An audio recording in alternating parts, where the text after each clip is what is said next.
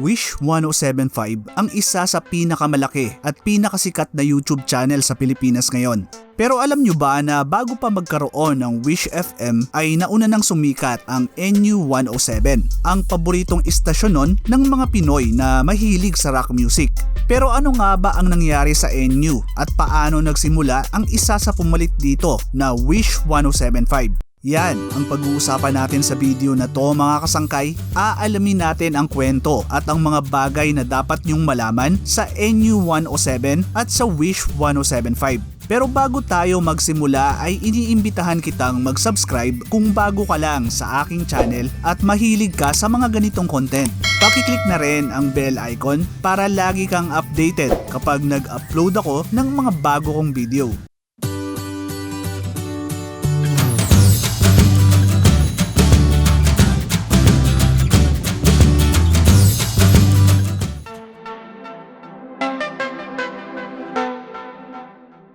Magsisimula ang kwento ng NU 107 sa negosyanteng si Atom Henares na noon ay asawa ng celebrity doctor na si Vicky Bello. Alam nyo ba mga kasangkay na isa si Doktora Vicky Bello sa dahilan kaya nagkaroon ng NU 107?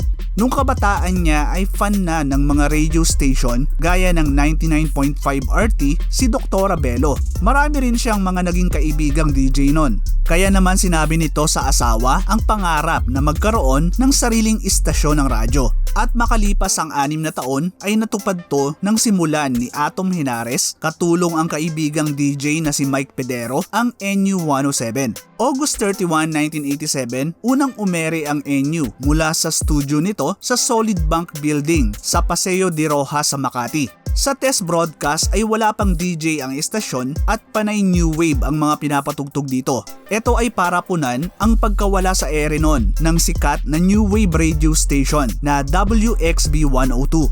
Pinatugtog ng NU ang mga madalas na pinapatugtog noon sa WXB gaya ng mga kanta ng The Smiths, The Cure, Echo and the Bunnymen, Gene Loves Jezebel at iba pang mga new wave na nakahiligan noon ng mga Pinoy. Sa NU rin unang narinig ang ilang mga new wave act gaya ng When in Rome, Johnny Hates Jazz, Red Flag, Camouflage at marami pang iba. Pinagpatuloy ng NU ang format ng WXB na tinawag nilang New Rock. At dito rin nagsimula ang paggamit nila ng sikat nilang tagline na The Home of New Rock.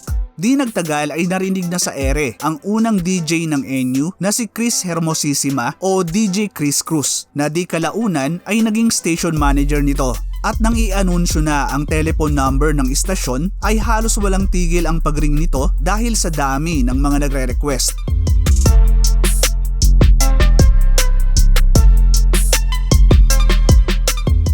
Noong mid-80s, karamihan ay foreign music pa ang mga pinapatugtog sa radyo. Nagbago to noong 1987 nang naglabas ng executive order ang noon ay Pangulong Corazon Aquino na nag-uutos sa mga radio station na magpatugtog ng hindi bababa sa 3 OPM o Original Filipino Music kada oras. Malaking tulong to sa mga Pinoy artists na mabigyan ng exposure at isa nga ang NU 107 sa nagbigay ng pagkakataon sa mga baguhang Pinoy band para marinig sa radyo. Pagpasok ng 1990s ay nangibabaw sa NU ang mga sikat na grunge at alternative rock mula sa mga banda gaya ng Nirvana, Soundgarden at Silverchair. Pero nagsimula na rin ang istasyon na magpatugtog ng mga demo at kanta mula sa mga Pinoy rock band na karamihan ay wala pang record label nun.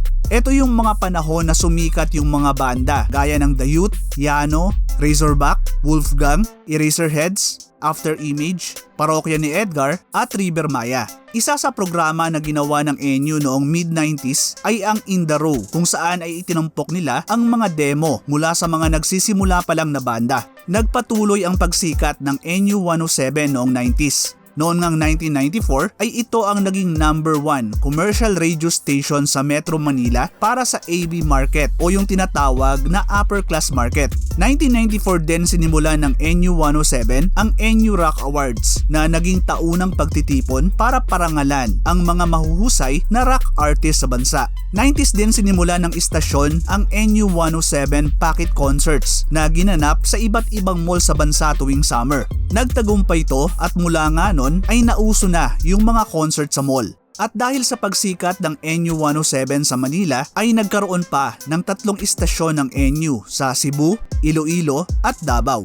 Pagdating ng 2000s ay nauso yung new metal na pinasikat ng mga banda gaya ng Deftones, Korn, Limp Bizkit at Slipknot. Syempre hindi rin magpapahuli sa local scene ang mga banda gaya ng Slapshot, Greyhounds, Queso at Chicosay. Di nagtagal ay sumikat ang mga rock band galing sa Cebu gaya ng Urban Dub, Sheila in the Insects, Junior Kilat at Franco. Sumunod naman na nauso yung emo rock na pinasikat ng mga foreign band gaya ng My Chemical Romance at The Used, pati na rin ng mga local emo band na pinangunahan ng Typecast. Late 2000s naman sumikat yung mga indie pop bands gaya ng Up Dharma Down, Pedicab, Taken by Cars at Narda. Ito rin yung dekada na sumikat yung mga banda na nagsimula sa In The Row gaya ng Sugar Free, Twisted Halo, Itchy Worms at Silent Sanctuary. Nakilala rin ang NU dahil sa mga sikat nilang radio show.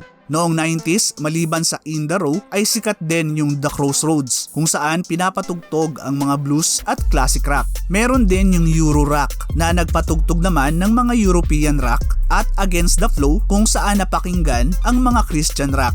Sikat din ng mga panahon na to yung morning show na Zack and Joey in the Morning. Noong 2000s ay nagpakilala pa sila ng ibang show gaya ng Dread at the Control, Time Bomb, Metal Madness, University Rock, Rock Ed Radio, Pirate Satellite at The Room.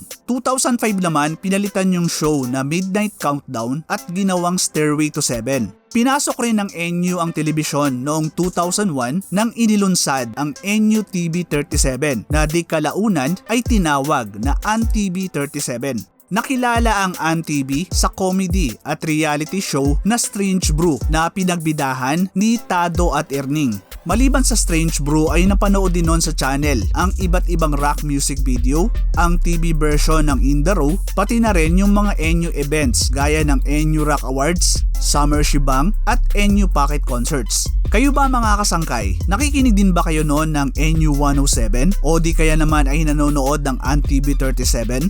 Anong mga show at programa ang inaabangan nyo rito? Paki-share naman sa comment section sa baba.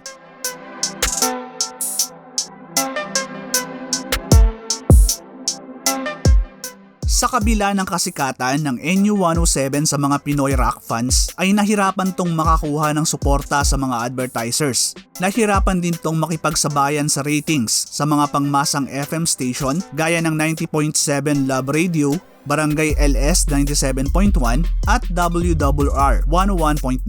At noon ngang 2010 NU Rock Awards ay inanunsyo na ang nakatakdang pagre-reformat ng istasyon. Maraming mga music fans ang nalungkot sa balita at inabangan ang magiging huling broadcast ng NU. At nang sumapit nga ang November 7, 2010 ay dinumog ng mga fans ang studio ng NU sa Ortigas Center sa Pasig. Maraming mga musician at fans ang nagpakita ng suporta nila sa huling araw ng NU. May mga nagsindi ng kandila, samantalang yung iba ay sumulat naman sa wall ng kanilang pasasalamat at mga naging masayang alaala sa istasyon na naging bahagi na ng buhay nila. Tumugtog din ng live sa huling palabas ng In The Row ang mga bandang Urban Dub at Itchy Worms. Hindi naman napigilan ng mga NU DJs ang mapaluha habang nagpapasalamat sa suporta ng mga fans. Si DJ Chris Cruz na unang boses na narinig sa NU ang siya ring huling boses na narinig sa pamamaalam nito sa ere. So let's do this for the last time. It's a minute before 12. New 107 is DWNU FM. At 107.5 MHz in Pasig. Once the loudest and proudest member of the KBP. This has been New 107, the Philippines' one and only home. Yeah! This is New 107. We are signing off. At matapos nga ang huling sign-off ay pinatugtog ang huling kanta ng istasyon, ang sikat na kanta ng Eraserheads na Ang Huling El Bimbo.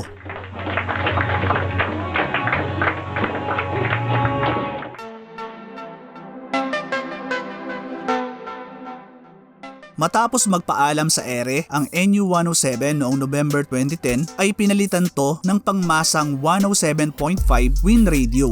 Pero tumbagal lang to ng mahigit 3 taon bago lumipat sa ibang frequency noong June 2014. Dito na mapupunta ang frequency na 107.5 MHz sa Breakthrough and Milestone Productions Incorporated o BMPI na pinamumunuan ni Daniel Razon. Si Daniel Razon, na tinatawag din na Kuya Daniel, ay isang musician, TV at radio host na nagsimula bilang DJ at di kalaunan ay naging broadcaster sa iba't ibang istasyon ng TV. Pamilyar ako kay Daniel Razon dahil napapanood ko siya dati sa unang hirit. Madalas ko ngang pinapanood noon yung segment nila ni Arnold Clavio at yung puppet na si Arn Arn. Matapos noon ay bigla na lang siyang nawala sa GMA at nabalita nga na napilitan siyang mag-resign dahil sa pagkaipit ng network sa hidwaan ng mga miyembro ng Ang Dating Daan at Iglesia ni Cristo. Bukod kasi sa pagiging broadcaster mga kasangkay, si Daniel Razon ay pamangkin ng yumaong si Brother Eli Soriano.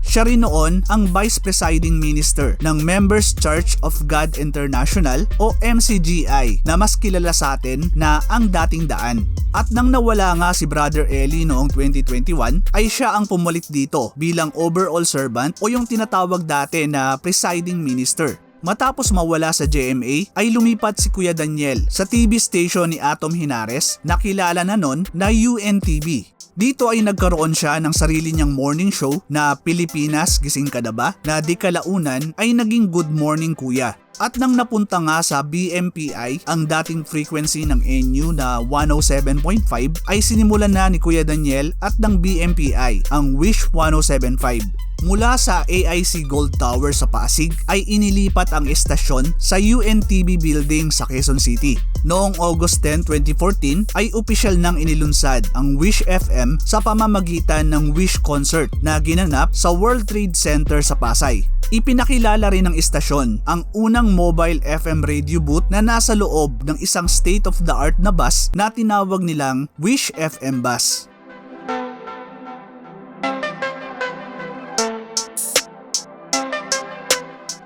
Hindi gaya ng mga tradisyonal na FM station, dinala ng Wish FM ang musika sa mga pampublikong lugar sa pamamagitan ng Wish FM Bus. Sa programa nito na roadshow ay itinampok ang mga Wish-exclusive performance mula sa loob ng Wish Bus na lumilibot sa Metro Manila.